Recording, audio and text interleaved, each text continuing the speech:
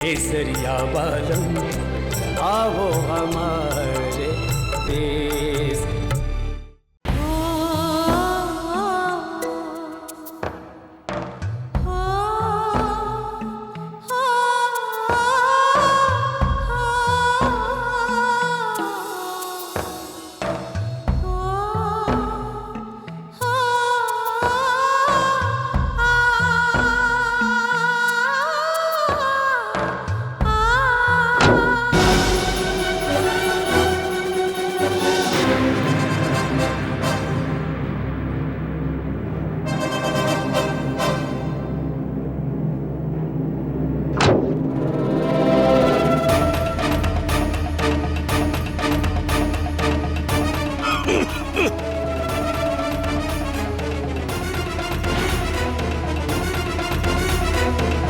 ये क्या कर रहा है? कोई मारे को बताने का कष्ट करेगा कि हो क्या रहा है। आप पूछने वाले कौन होते हो? हम अपनी बहू को साथ ले जा रहे हैं। और बींदड़ी की जगह तो आपकी बींदड़ी की बहन सजी धजी बैठी है। कि मदन सिंह ऐसा क्या हो रहा है कि गांव वालों को बुलाना तो दूर, बताना भी जरूरी नहीं समझा तुमने।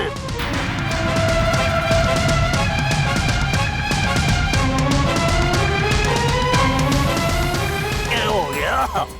मारा सवाल सुन के तुम लोगों का गला क्यों सूख गया? जवाब दो। तू है कौन सवाल पूछने वाला? हमारा नाम गुमान सिंह ऐसे कोणी, बहुत गुमान रखूं अपने गांव और अपने गांव वासियों के लिए। बड़ा गुमान करे गांव की छोरियों पे नजर डालने। उनके माँ बाप को पंचायत में तू नहीं बुलाया था ना? अरे शर्म कर गुमान सिंह, भगवान को याद करने की उम्र में ऐसी ओछी हरकत करते तन्ने शर्म ना आवे है? अरे शर्म वो करे है जो शर्मनाक काम करे है।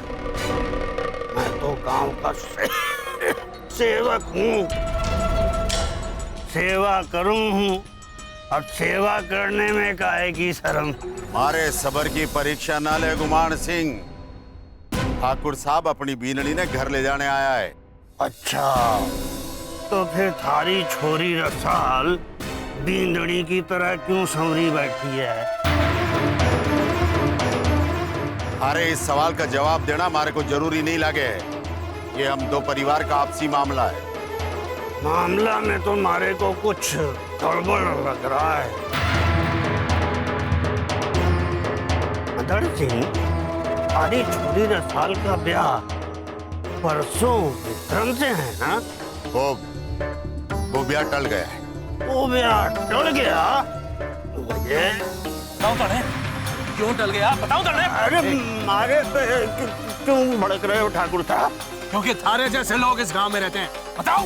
नहीं, कीचड़ में पत्थर फेंकोगे तो छींटे खुद पर ही पड़ेंगे। आओ गाड़ी में बैठो।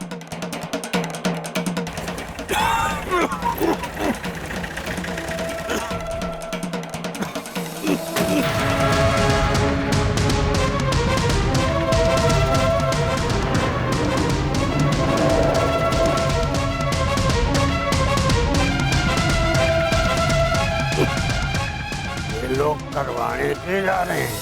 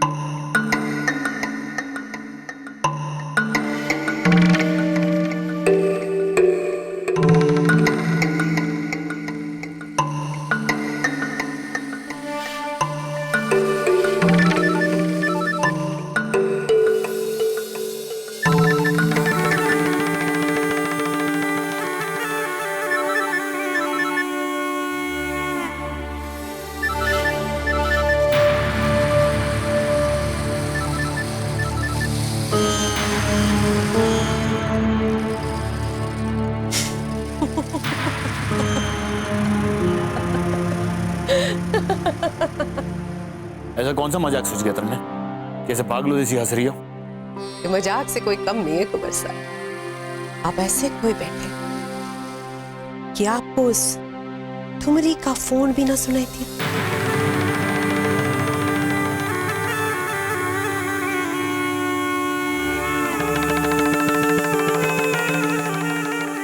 क्या बात है कुंवर साहब, आज ठुमरी से भी बात करने का जी नहीं कर रहा? कोई और मिल गई है क्या? करने ऐसा क्यों लागे? नहीं तो ये तो नहीं सोच रही है कि मैं थारे करीब आ रहा हूँ? ना, ये तो मैं भूल कर भी ना कभी सोचूं। वो तो आपको शराब के ग्लास को किसी की तरह महसूस करते हुए देखा। क्या बकवास कर रही है? ऐसा कुछ नहीं कर रहा था मैं। अच्छा, तुम्हारे आने की खबर भी ना हुई आपको? और उस बार वाली के फोन से भी आपका ध्यान न टूटा? थारे आने से हमारा ध्यान ना टूट जाता, ये कोई नई बात ना है। पर हमारे फोन पे हमारा ध्यान ना होना, ये तो हमारी मर्जी है। हमारे ऊपर आपकी नजर ना पड़ने की कीमत तो अच्छी तरह चुकाना सीख लिया मैंने। और आपकी नजर किसी और पर पड़े और उसे मैं ना पहचानूं, ऐसा नहीं हो सकता कुंवर साहब। ऊब गए हो आप उस बार वाली से, किसी और को ढूंढ रहे हो। अब अगर तूने एक शब्द भी बोला ना तो तू ऐसे नहीं मानेगी लगता है।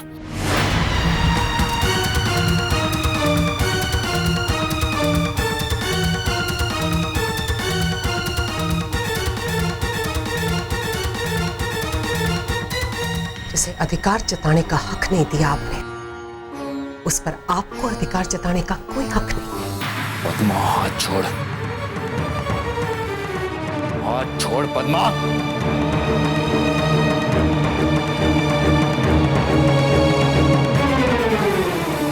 अब हमारी मजबूरी जरूर हो कुंवर साहब, पर अपनी मजबूरी का गुस्सा हमारे पर मत उतारो। ये मरने बिल्कुल भी मंजूर नहीं है। मरेगी तो इसी कमरे में घुट घुट कर मरेगी तो। सवेली में जिंदा कौन है? सब मर चुके हैं, बस जिंदा रहने का ढोंग करते हैं।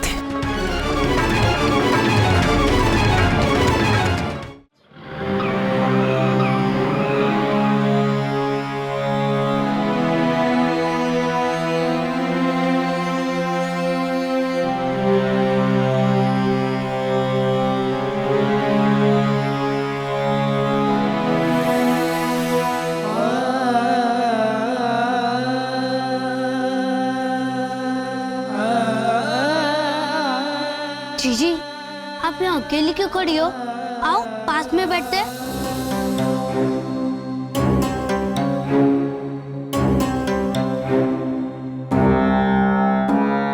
जीजी चलो ना।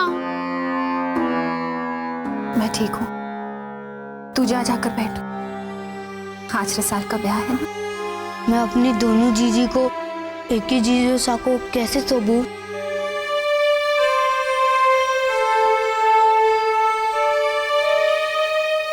अरे थे लोग अट्टे क्यों खड़ा हो? ब्याह तो वहां हो रहा है, वहां जाना चाहिए। आखिर हरी सगी बहन का ब्याह है। पंडित जी, सुमेर सिंह जी ने आपको सब कुछ बता दिया था ना? जी जजमान। तो फिर आप जल्दी कीजिए, हमारे पास वक्त कम है। जी जी। ओम अपवित्र पवित्र व सर्वावस्थांग दो विवाह यास्मृत पुंडरीका च सर्वाभ्यांतर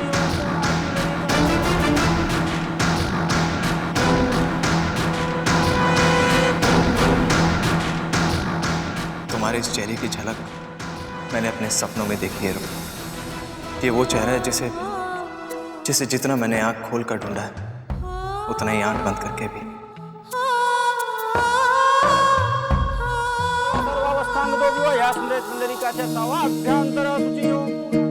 काश ये पहले ही हो जाता। रणबीर रुक्मी की बजाय हमारी बेटी रसाल से मिला होता तो आज ये मनहूस रुक्मी हमारी बेटी के साथ उस हवेली में तो ना जाती। ओम ऋषिकेशाय नमः, ओम ऋषिकेशाय नमः, ओम माधवाय नमः, ओम माधवाय नमः। वधू के माता पिता कन्यादान का रस्म करेंगे। पंडित जी एक मिनट। क्या हो गए हो मदन सिंह जी? मैंने आप लोगों से एक वचन चाहा है। कैसा वचन? जीजू साहब, कन्यादान से पहले मदन सिंह वचन मांग रहा है। ये क्या तमाशा है? माफ करना सुमेर सिंह जी, आगे हमारे साथ और तमाशा ना हो, इस बात का ही हमें एक वचन चाहिए। सारी बातें घर से निकलने से पहले ही कर लेते तो अच्छा होता। घर से निकलते ही जो कुछ हुआ उस बात के लिए तो आप लोगों से वचन चाहिए। साफ साफ कहो मदन सिंह जी, क्या कहना चाह रहे हो?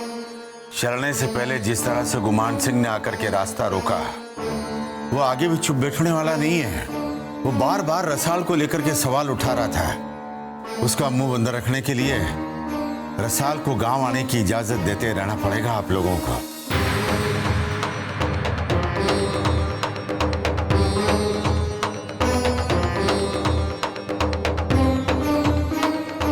ठीक है मदन सिंह, ऐसे मौके पर हमें खबर कर देना, तुम्हारी बेटी रसाल आ जाया करेगी। जी पंडित जी, आप रस्म पूरी कीजिए। जी। ओम अपवित्र पवित्र सर्वावस्थांग दो विवाह स्मृत पुंडरीकाच्या सवा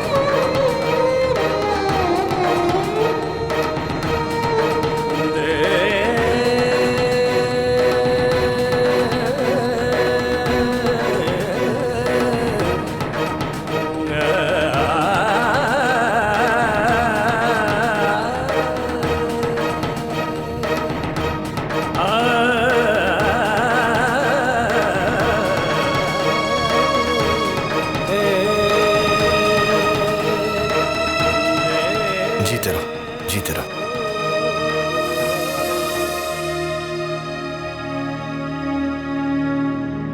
सौभाग्यवती हो बिंदनी। तारा रणवीर के जीवन में आने से इस घर की और घर के सदस्यों की खुशियां वापस आ गई है, जो कुछ दिनों से खो गई थी।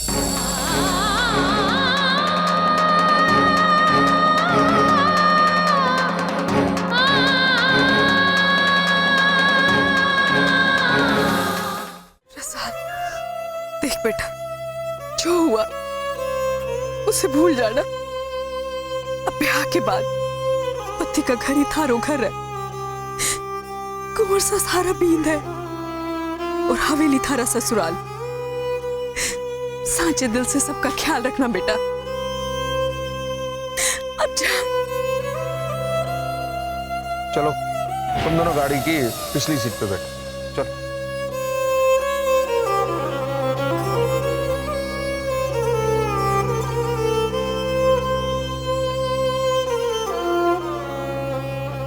रखना अपनी छोटी बहन का। देखते सब थारे की का चुकाने जा रही है, तो खुश रहना वहां पर और अपनी छोटी बहन को भी खुश रखना। जा चलो बेटा, ध्यान रखिए।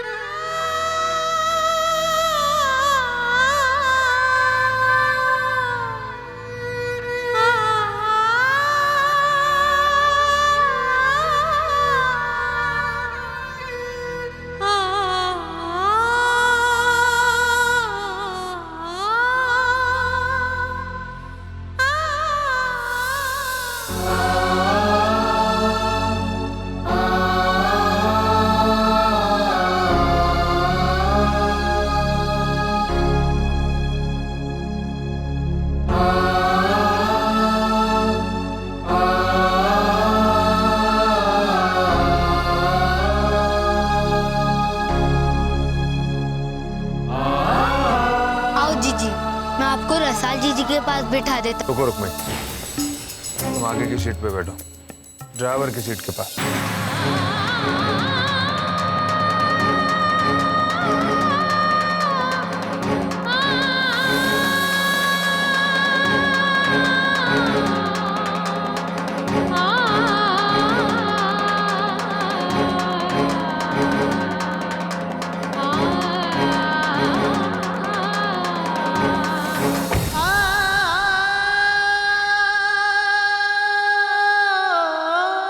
तुम ठीक तो हो ना? जी। मैंने तुमसे नहीं, रसाल से पूछा।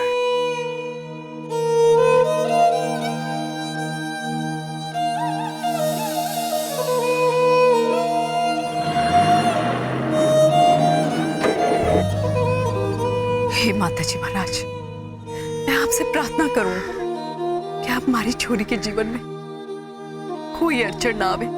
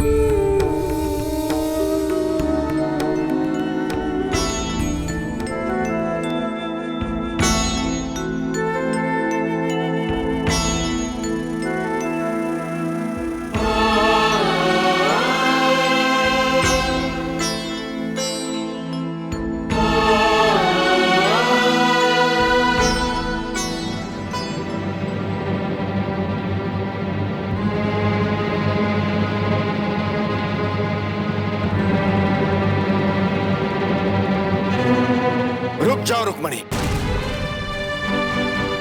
थारा स्वागत किया जा चुका है। जब रणवीर थारे को ब्याह करके लाया था, थारी ही करनी ने हालात बदल दिए। अब तो इस घर की बहू नहीं बल्कि दासी है। इमली, रुक्मणी को ले जाकर इसे इसकी जगह दिखा दो।